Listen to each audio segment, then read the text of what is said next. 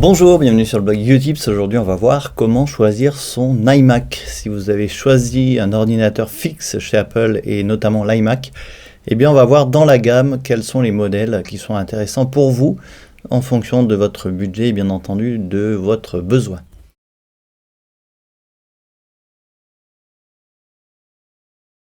Alors, on va sur le site d'Apple. Je suis allé ici dans la section Mac et je suis allé dans iMac. Et on va cliquer sur acheter pour parcourir en fait la gamme. Donc comment ça se passe? Alors déjà on a une gamme qui se divise en fait en deux tailles d'écran. Vous avez les iMac 21 pouces 5 et les iMac 27 pouces. Alors déjà par rapport aux tailles d'écran, je dirais que si c'est vraiment un Mac dédié à un usage familial, que vous ne faites pas grand chose de bien compliqué sur votre ordinateur, je vous conseillerais de vous orienter vers les modèles 21 pouces tout simplement pour des questions de budget, puisque vous voyez que les modèles 27 pouces commencent quand même à 2000 €. Donc si vous avez le budget et que pour vous la taille d'écran est très importante pour des questions de confort visuel, eh bien vous pouvez tout à fait vous orienter vers les modèles 27 pouces et on va voir quel modèle prendre. Si par contre le budget est un petit peu plus serré, eh bien les modèles 21 pouces seront très bien, ils font très bien l'affaire, c'est quand même des belles tailles d'écran.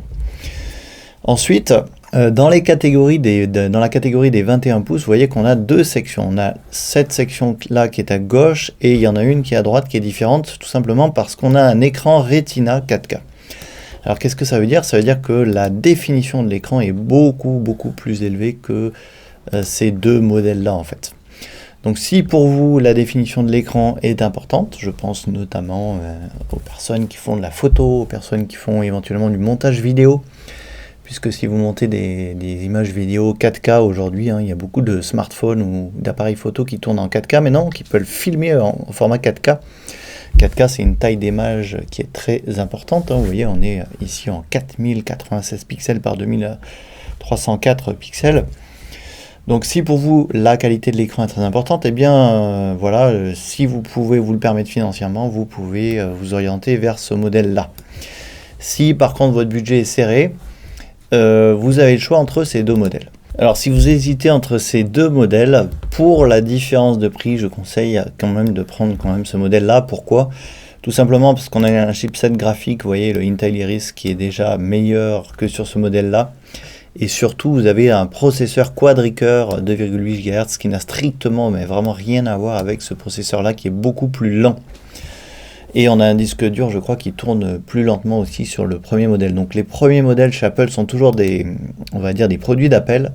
Et je vous conseille, si vous avez un budget serré, de au moins opter pour ce modèle-là. La différence de prix est largement justifiée. Je dirais même que ce prix-là n'est pas vraiment justifié par rapport aux composants qui est à l'intérieur du Mac. Donc ce modèle-là, je déconseille en général ce modèle-là si vous voulez un Mac à usage bureautique et familial.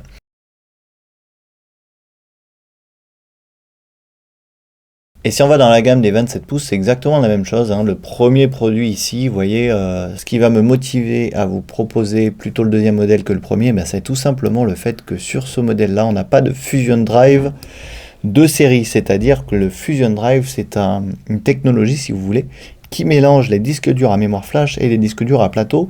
Le Mac ne verra qu'un seul volume physique, si vous voulez, quand vous allez allumer votre Mac, mais en réalité, il y a bien deux disque dur quand vous avez un Fusion Drive comme ici, ce qui permet en fait de lancer les applications beaucoup plus rapidement, ce qui permet au Mac de démarrer plus vite, ce qui permet aussi de gérer un petit peu plus de mémoire cache. Voilà.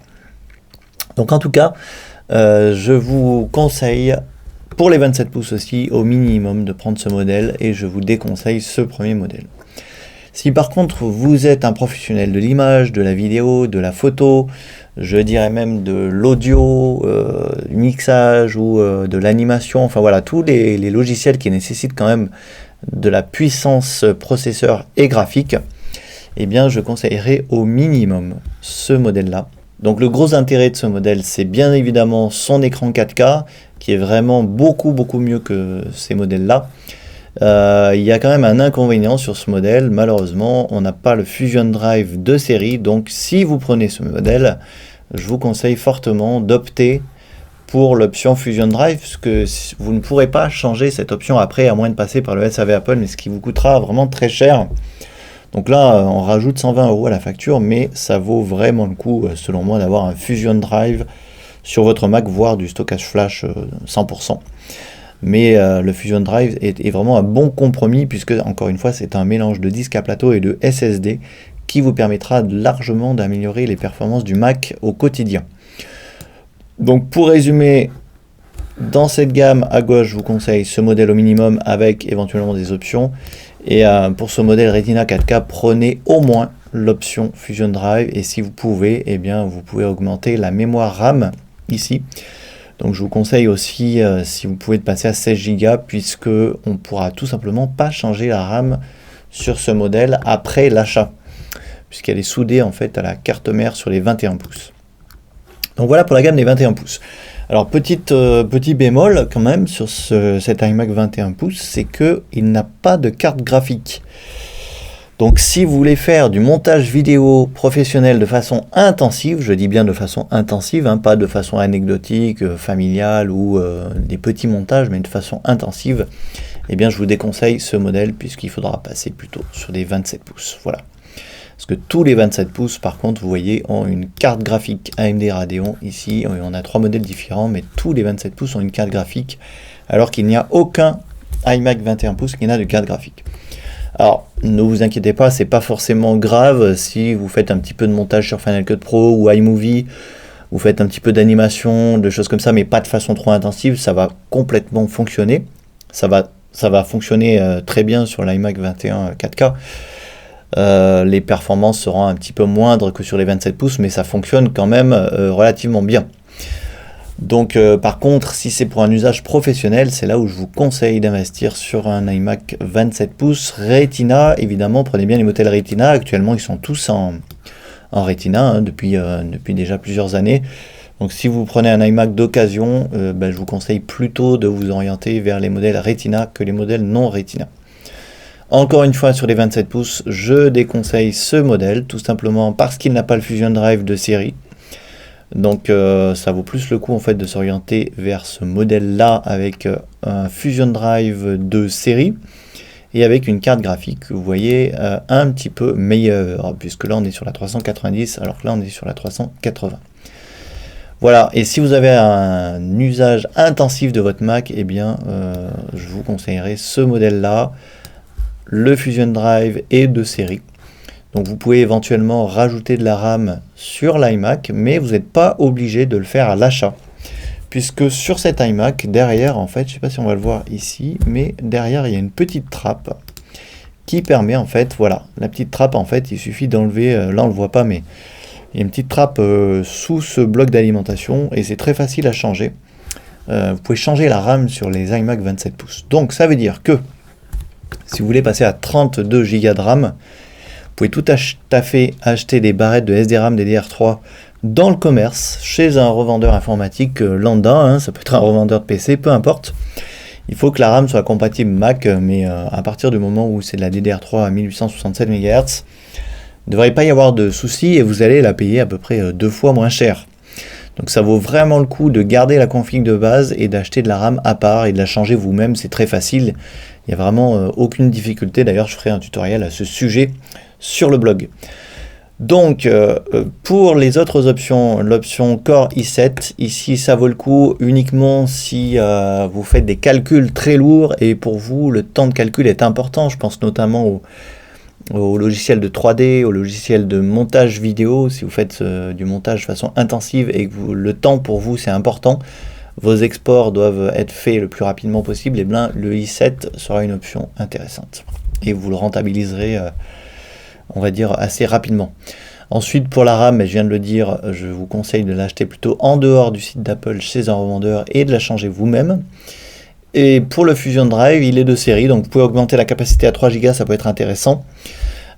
Ou opter pour un stockage 100% SSD. Là, encore une fois, c'est à vous de voir selon vos besoins. Mais moi, je trouve que personnellement, l'option Fusion Drive 3 Tera est un très bon compromis. Pour les amateurs de jeux ou de montage vidéo ou de logiciels de 3D, etc., eh bien on peut encore augmenter la performance de la carte graphique et prendre une carte graphique un petit peu plus haut de gamme avec 4 Go de mémoire vidéo sur cette carte. Donc ça vaut le coup, encore une fois, de bien réfléchir à l'achat puisqu'on ne pourra pas la changer après. Voilà, après c'est les options pour prendre des souris ou des Magic Trackpad. Donc voilà, après ça c'est à vous de voir. Donc j'espère que c'est clair sur cette gamme iMac. J'ai essayé de faire un petit récapitulatif rapide. Donc si vous voulez acheter un iMac pour un usage bureautique, on va dire que cet iMac peut être un très bon compromis rapport qualité-prix. Si vous avez un petit peu plus de budget, eh bien passer sur un écran 4K c'est tout simplement génial parce que c'est vraiment très confort à l'usage, ça fatigue vraiment moins les yeux. Et pour tout ce qui est professionnel, donc soit cet iMac 21 pouces 4K, si vous faites de la photo, du mixage audio, de la musique, etc., ça ira très bien. Si vous faites de la vidéo, ça va fonctionner aussi. Attention par contre, si vous êtes un professionnel du montage vidéo et que vous faites beaucoup de montage, eh bien je conseillerais plutôt les 27 pouces. Voilà, les 27 pouces, toujours pareil, je conseille au moins le deuxième modèle et le troisième modèle. On a vu les options à l'instant si vous voulez le personnaliser. Donc voilà pour les iMac, la gamme iMac chez Apple.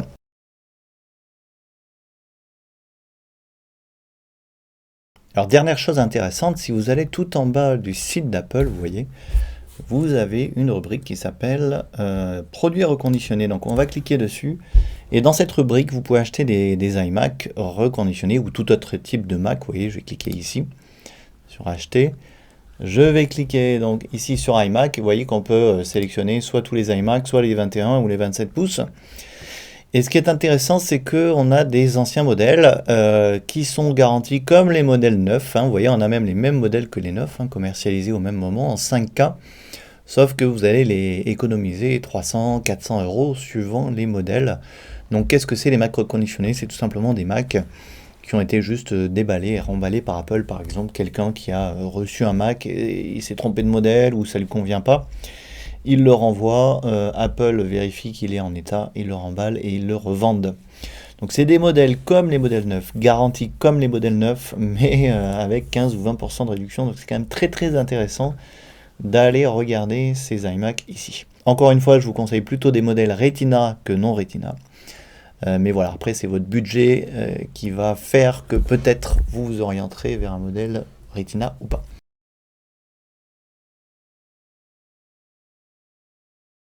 Concernant l'écran, donc vous voyez c'est un écran 5K qui est absolument fantastique. D'ailleurs on voit la différence avec la qualité d'écran 1920 par 1080. Ici la taille d'image en 5K est vraiment énorme. Vous voyez que l'écran est très fin, donc tout est intégré à l'intérieur de l'écran. Il n'y a pas d'unité centrale à côté, tout est dans l'écran. Et ce qui est intéressant sur ces modèles d'iMac, que ce soit les 21 ou les 27 pouces, c'est qu'on a pas mal de connectiques, une sortie casque, un port carte SD, vous avez 4 ports USB 3, 2 ports Thunderbolt qui vous permettront soit de connecter des disques durs externes Thunderbolt, soit des cartes son, soit des caméras Thunderbolt. Voilà, tout type de périphérique Thunderbolt qui existe aujourd'hui sur le marché. Ça peut être aussi des hubs Thunderbolt. Et ici, une connexion Ethernet pour relier le Mac à votre modem, ce qui vous permettra de couper le Wi-Fi, par exemple. Donc voilà pour cet iMac. J'aurai l'occasion d'en reparler. Bien entendu, je mettrai à jour cette vidéo si de nouveaux modèles sortent. En attendant, si vous avez des questions, comme d'habitude, n'hésitez pas en dessous de la vidéo, sur le blog, dans les commentaires. Si vous n'êtes toujours pas inscrit au blog, n'hésitez pas également à cliquer sur le lien qui apparaît au centre de l'écran. Et moi, je vous dis à demain pour la prochaine vidéo.